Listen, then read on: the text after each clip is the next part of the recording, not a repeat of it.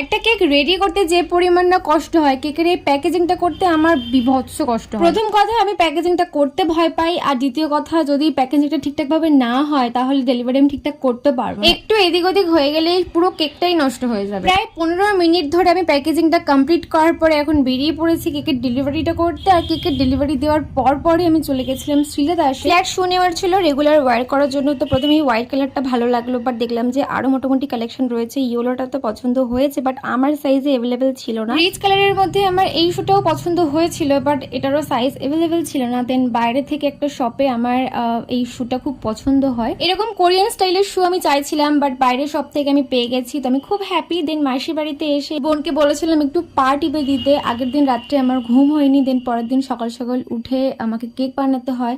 আর সেই বারাসাত থেকে বারপুর এসে আমার ডেলিভারি দিতে দিতে আমি অলরেডি শেষ। পরে বোনের থেকে এরকম আপ্যায়ন পেয়ে আমি অলরেডি এখন ঠিক আছি।